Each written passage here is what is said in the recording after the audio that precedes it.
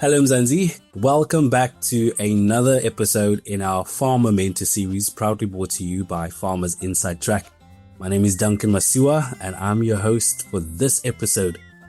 Now in this episode, we shine the spotlight on Awdalia, a 100% youth and black woman-owned agribusiness founded in 2016 by passionate farmer Njabulo Mbokane. Now, from growing vegetables in abandoned school gardens to managing 2 productive farms in Mpumalanga, this dynamic enterprise is making waves in grain and merino sheep production. And with strategic partnerships, formal markets like SACTA and SAB, and a growing team, Awdalia is proving that humble beginnings can lead to award-winning success. Njabulo, it is lovely being able to chat to you, I think 4 years later. 4 years later, it's such an honor. I'm quite excited because I sort of were introduced to you quite in the beginning of your farming journey, and your story at the time was absolutely amazing and absolutely inspiring. I think today it's still one of the best performing articles that we wrote on Food from Mzansi. Many might not know your story, so I'm quickly going to sort of set the scene. You know, you started selling fish and chips in your community to a multi-enterprise agricultural business today. And I mean, your story is nothing short of remarkable. When you think back to those early days, what are the first things that come to mind? What moments, I suppose, still live with you as reminders of how far you've come? The time you wrote the article, it was overwhelming because that was the beginning of my career. So overwhelming, telling you news essay, food from Mzansi. I was everywhere. Everybody wanted to speak to me, wanted to know my story. And to be honest with you, I never thought farming, a farm is far away from the city. I didn't think that people would be interested in such a farmer. But when I think back, I think in the beginning, the one thing that most stands out to me is that I told myself that, you know what, nobody is coming to save me. That's the one thing. Because remember, before opening the fish and chips, I did several other businesses. Actually, I used to deliver firewood at petrol stations. I had a tuck shop at one point. So I did try the businesses for the sake of my son, because remember, I was a young mother just after matriculating. And I remember before even starting any business, I was looking through the socials and I was seeing the people that I matriculated with. They are going to university, they're going to college, some are even fortunate to get jobs. So when I look back, I remember just one day looking at my son and I saw that, just sitting back and relying on my parents, it's not going to cut it. There's a human thing that now relies on me. So I just had to take that step. I had to try more than one business. So the fish and chips is one of them that was actually quite successful, I must tell you, because it was doing well because I rented out a garage in the township. So you must also just take into consideration, this is where I grew up, it's in the township. And, as young people, sometimes we are scared to start anything, especially, in our hometown. You like, who's going to support me? But I was like, I'm going to do it anyway. My dad used to go to the auction a lot, all the time. So I used tables, I used to say chains, I used whatever that was home that was available. I'm like, but why not start a business? People eat chips all the time. People love quarters and all of that. So why not start a business? So I was like, you know what? I'm doing it for the sake of my son. So looking back to where I am now, I do not regret it. Starting small is the way to go. Would you ever run a fish and chips shop again? Probably not. Honestly, I won't. As long as in business we're making money, why not? Listen, you clearly have a knack for business. I believe you're one of those people that we can comfortably say were born to be a businesswoman. Of course, taking it back to your farm, you focus on maize and soya beans, which is 2 of South Africa's most significant staple and cash crops. Why these crops specifically? Maybe also talk to us a bit about scale when it comes to maize and soybeans. Why these crops specifically, and do you plant them in rotation? Yeah, take us through that. You must remember, with grains, I started on half a hectare. That's the honest truth. I started on half a hectare. Didn't have the knowledge whatsoever. Chemicals came and grazed. I used the wrong chemicals. That project, that season was bad. I didn't harvest anything. Then I used the power of partnership and mentorship in my favor, and I partnered with a farmer. So in me choosing and deciding that now I'm planting maize, I'm planting soya, it's because the market is there. That's the first thing. The market is there. The second thing, as a person, if you're starting out, you have to check your neighbors. What kind of implements do they have? You have to check in my area. Can I plant sunflowers? Do they adapt well? Can I grow them? Can I make a business out of it? So those are the things that I was looking at. I saw a lot of farmers in the Highveld area were planting a lot of soyas, a lot of maize. I asked them, I said, no, the market is there. You take them to the big silos, you go there. I went there, I checked, they're like, Njabulo, if you produce for us, we're going to take your produce. So it's all about knowing the area, knowing what the other farmers, because remember, when you're starting out, you can't have all the machinery or the knowledge and so forth. So with me making that decision, I knew that the market will always be there. Maize will always be in demand. Soya will always be in demand. So you want to produce something that when it comes to selling it, you never go wrong. Know your area and do that market research right in the beginning. You've also chosen merino sheep as your livestock of change. Quite an interesting choice. Why merinos specifically? Take us through that maybe. Why merinos specifically as opposed to other breeds which are also commonly used for wool or meat production? First things first, I wanted to diversify my business. That's the first thing that I thought of. And the second thing, you never want to put all your eggs in one basket. Never. So when I checked around, as well as I said, that the research that comes in, I researched, I saw that, you know what, I can actually go back to the business that I once had. Back in 2019, during COVID, I actually had sheep.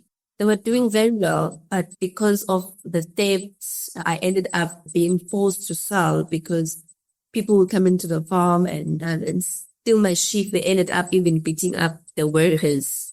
And it was a bad time, but then because we had mastered now, we know how they adapt well in the environment.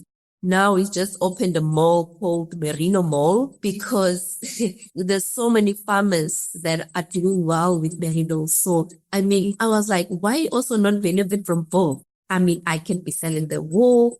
I can be selling the carcass. Why not? And merinos are selective grazers.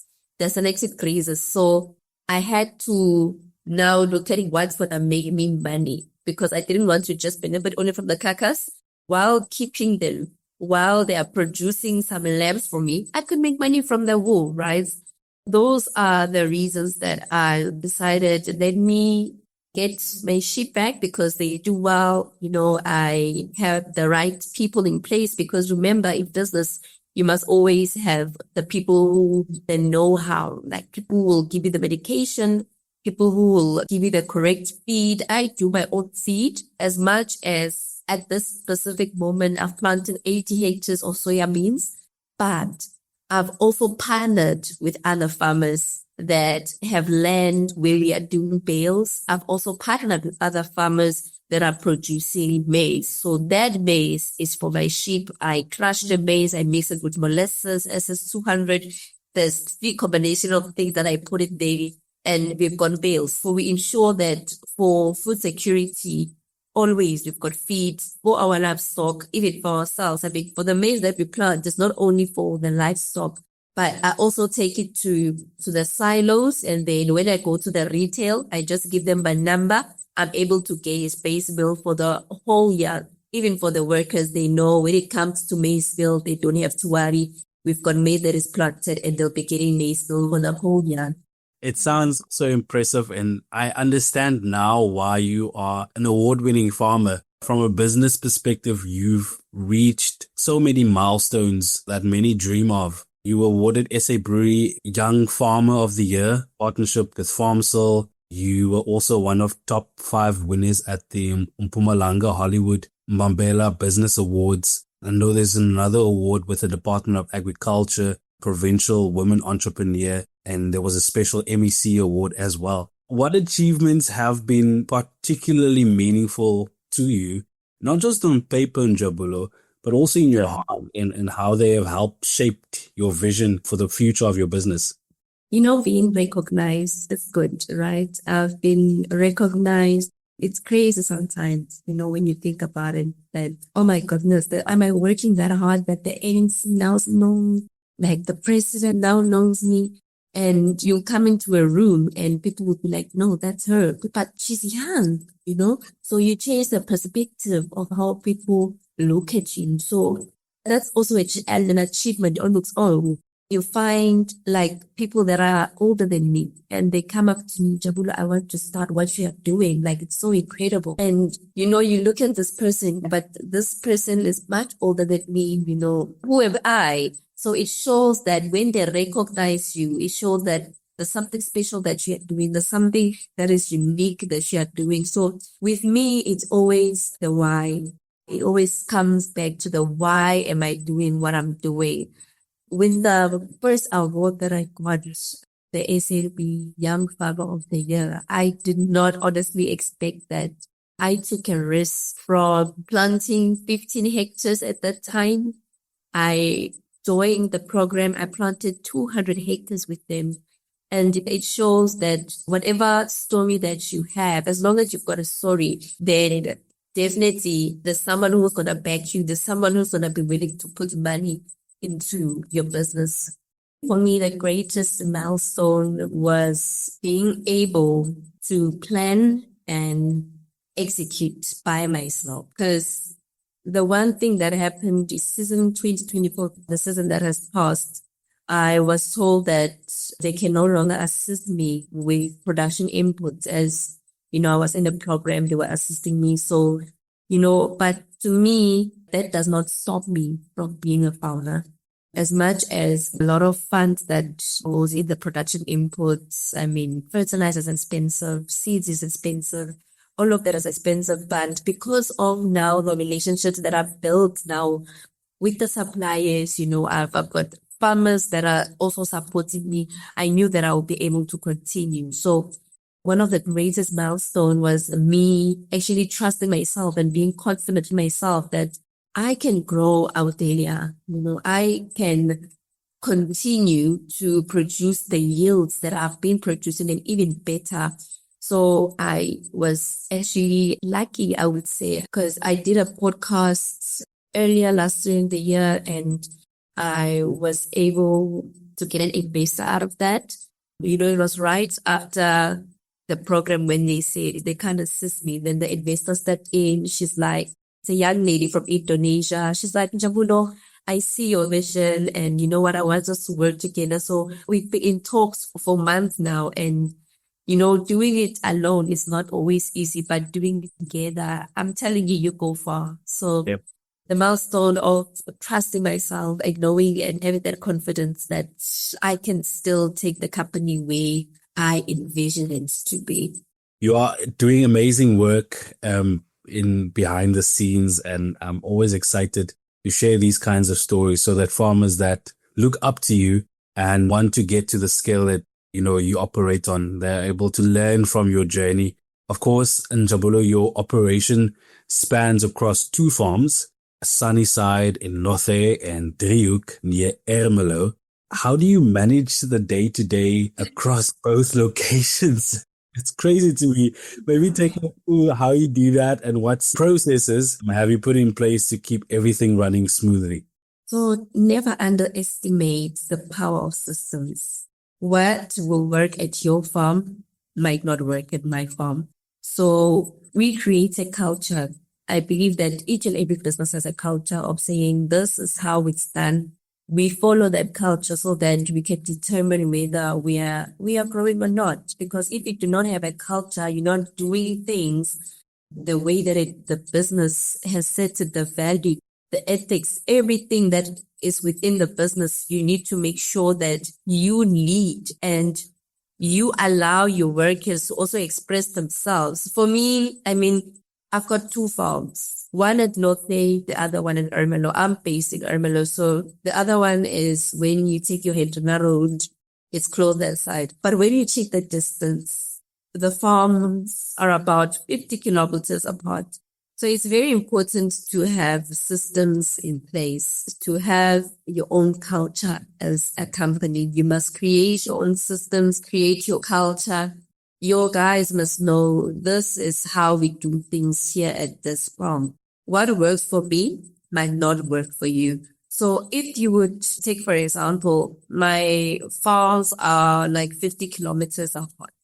And I believe that if I didn't have a system in place, I don't think I would still be operating. So the way that she had to set up his system is in a way that if I have not there, they still continue. So in terms of recording each and everything that happens, everybody has to have a responsibility. That's just the one thing, that we record each and everything that is happening. If there's a ship that's sick, we record, we've got tags.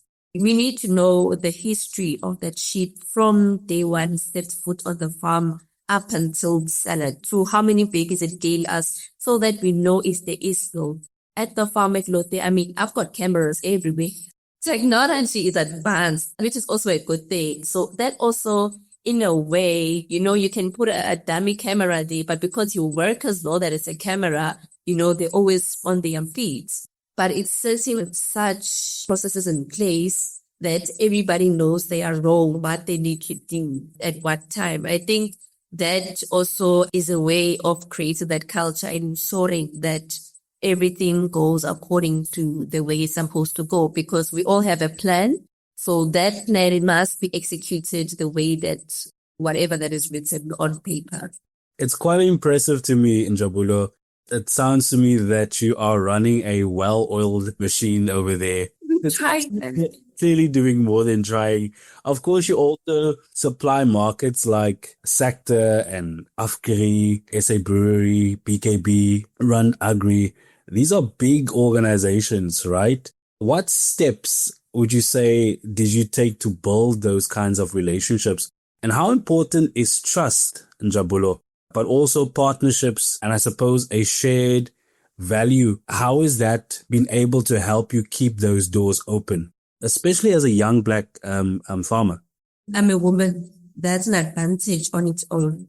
I think we take an advantage of that at times, that we don't see that there's actually more opportunities given to women. With what I did, I started with what I had and I grew from there. And that's how you get the attention of the right people. Whenever you get the chance to present yourself, you've got to introduce yourself. Whenever you get the time to present yourself, you've got to introduce yourself. It's not about the quantity. A lot of farmers come to me and they're like, Njabulo, I've got 100 hectares. I want to plant, so forth, so forth. I'm like, okay, but is there a plan? How much do you have? How many hectares can you plant now? Because maybe you can plant on 20 hectares and find that you can actually be more profitable than planting on 100 hectares. It's very much possible, because you have done, with the 20 hectares, you have done everything that is needed from rectify this fault. You have applied the correct seeds, you applied the correct chemicals. So it's all about you trusting also your product as well. I trust that I produce the best product. If you want soya bean, if you want non-GMO, I'll give you. If you want GMO, I produce according to the customer's preference. That's what I do. And I think the steps that you need to also take is, in order for, a big company like SACTA or FarmSol, SA Brewery, for them to trust you, you have to be a committed person. You need to deliver. Let's say, Njabulo, we need 100 tons from you. You need to deliver. And I think another thing would be keeping that relationship, like speaking to them, voluntarily do a report and tell them, you know what, I have sold so many shit now and I bought so much. You do a report so that they can know what is actually happening at your farm, even when or they haven't asked you, you voluntarily do it yourself, that they see that you're serious about your business, you are here.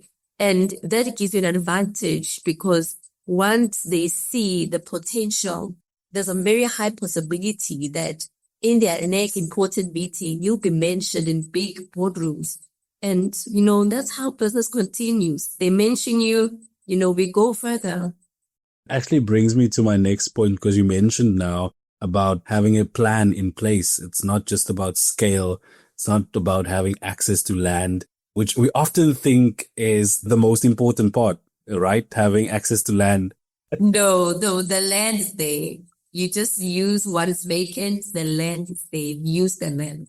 Financial sustainability in Njabulo is often a make or break point for many farmers. How do you manage financial planning and budgeting across your operations, and what strategies or even tools perhaps has helped you remain profitable even when facing challenges?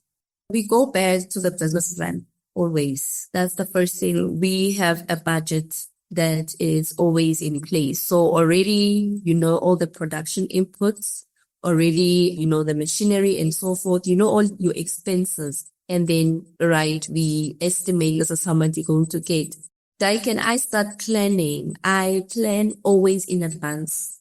Right after harvesting, I see that, okay, fine, I've paid off all the workers, I've paid the suppliers. I then start planning for the coming season. Because, with us as a grain farmer, remember, money only comes once. So you will wait for 8 months. So when it comes, it's a lot of money, right? But then if you do not have a plan, easily, I could go and buy expensive clothes, I could go and buy an expensive car, but because get myself a Land Cruiser, all of that. But we think of the generation that is yet to come. I think of the workers. I always keep them in mind. I don't want Awdalia to crash. I want Awdalia to be a legacy. I want Awdalia to employ 1,000 people. You understand? So we plan in advance. We set a budget. We actually have a budget that we think this is how much everything is going to cost us. And then we've got an actual budget that this is actually how much everything costed us. And another thing, there's a lot of people, not just in the farming industry, but people are scared to use other people's money. Try not to use your money. Try at telling you there is money out there. Banks, Land Bank is offering you money. It comes with the grant. You understand? You go to Standard Bank. I was approached once by Standard Bank. They said, Njabulo, can we get you tractors? Don't you want tractors? That's what you want. You don't want to use your own money. In most cases, I know some people are not going to like that, or they'll say I'm wrong, but they try by all means not to use your own money, but they'd always ensure that the repayment of this, you are able to repay them back. Whether it's a bank, it's an investor, just keep your name in the good books. Me, it's all the planning in advance. That is very important. Making sure that I put myself out there, getting money from other people to finance my business so that we go further. That's the strategy that I have. It's absolutely inspiring. I think the lesson there for me is use other people's money. Why are we afraid to use other people's money when they so freely want to give it to us? Yes, definitely. Why not? You are going to pay them back. You will pay them back. You can pay them back. So just use that money. Another thing, we start small, correct, yes, but we mustn't stay there long. We mustn't stay there long. We must always think big. Vusi Tejai once said that, it's much better to have a 10 million company, say you're making 10 million and then you need 5 million. At least you still have a 5 million. It makes sense. But then if you've got 100,000 company, if you lose the 60,000, you live with loan is nothing. The business can't continue. So we have to think big. Like, I don't think we have the time. The economy is so bad, and it's just about time that we think big and we step out of our comfort zone, and whatever fear that we have, we just toss it aside, because it's actually up to us now to just step in Start small, but don't stay there for long. I love that. Right. Yeah. Njabulo, every entrepreneur, whether it's in agriculture or in mining, wherever, faces moments when giving up feels to them like the only option. Share with us, have you experienced moments like that where you were on the brink of letting everything go? I resign now and then from my company at times. You get to the farm and find just recently now, there's just water everywhere. Getting excessive rains. We check the weather patterns. We check the last season, where did we get the rains? How much rain did we get? So that you know more or less when to plant. So even now, I don't want to lie. Sometimes it feels like when we get to a farm, it's like, I don't want to do this anymore, because when it's green, it's lovely, it's beautiful. We take pictures, everything is good, but then you get challenges that you can't even manage. There are seasons that becomes worse than others. When I was told that they will no longer assisting me with production inputs, financing me, I was like, okay, it's fine, because I got other businesses, I was like, okay, no, it's fine. Let me just continue with whatever that I was doing, because it was not in the plan. I just knew that, being comfortable that there's someone that does the financing, when you are there, there's got an agri specialist. Hence, I'm saying to me, that was one of the greatest things that happened to me, that they were like, no, we believe that now we could do it all by himself. That was the greatest thing ever. And I am doing it. So that was one of the hardest things that I had to go through. But what came after, it showed that, wow, you have created this environment. You have created this system, because the workers still show up. The people that are missing the tractors from, they're like, no, but we continue. As much as you don't know with the people who are financing you, but we believe in you. You have been planting for so long. Let's continue. Let's plant. So there are so many times where it's gonna be like that. Just not so long ago, normally we spray 2 times on fields, but it just came, the works just everywhere.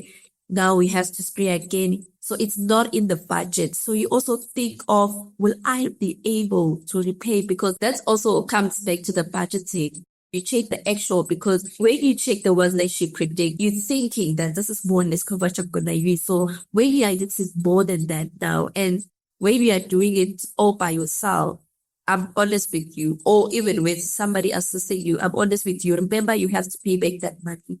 When you are unable to reach that target, if you're unable to reach that target, there are times when you can't even break even, and it happens. But there's one thing that I always tell myself, that this failed, that project failed, I didn't fail. That project failed, I didn't fail. So it goes back to my why. Why are you doing this? It's for my family, it's for my son, it's for my workers. I was about to ask you, it's absolutely amazing that this is the reality of agriculture. It's not always a win. Sometimes you fall, and you fall terribly hard, and you lose thousands and thousands of rand, if not millions.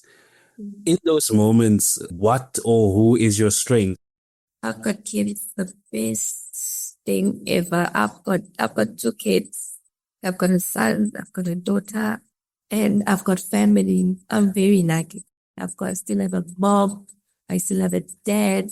And it's not just a family. It's also, the people that plays a big role in my company. Remember those people that become family to you. Like, I've been with Farm School since 2018, 2019. So they become family, and when, like, I am able to call Aaron at 6 and tell him that, my sheep died. It's that special condition, because those people understand what is on the ground. You build such relationships. They understand what is on the ground, because sometimes a bank, they want their money when they want their money.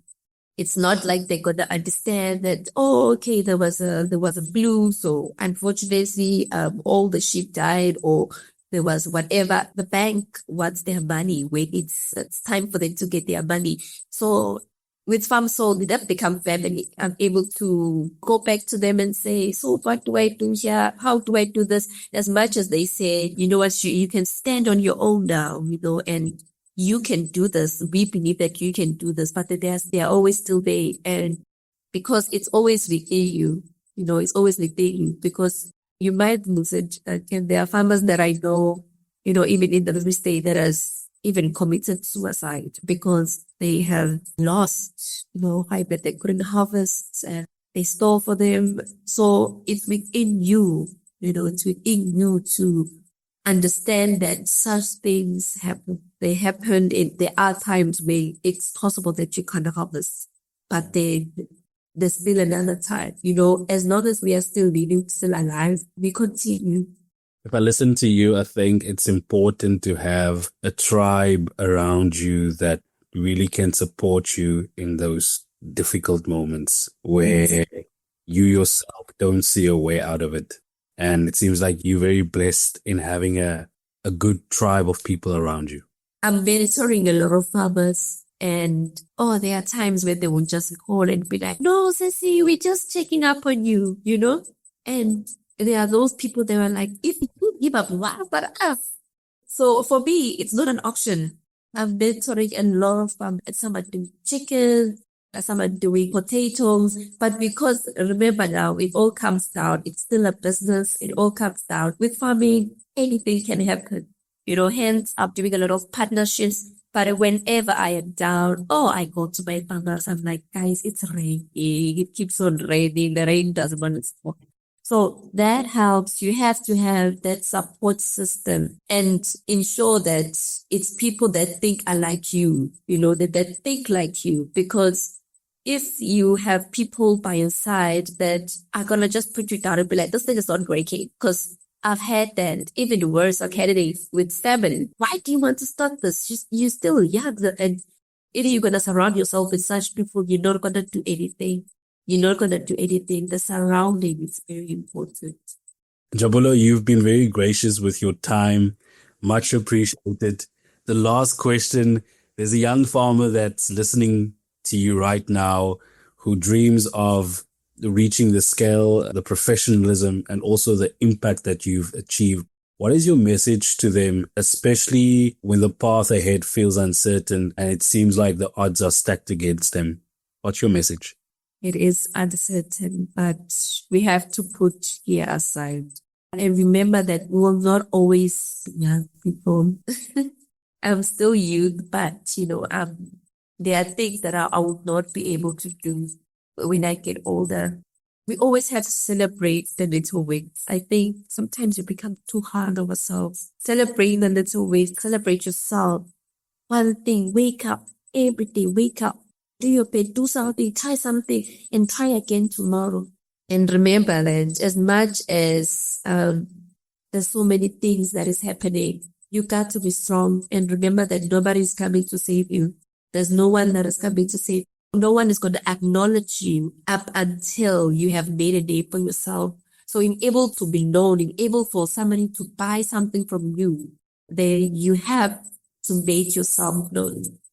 There you have it, Njabulo Mbokane, founder of Awdalia, based in Mpumalanga.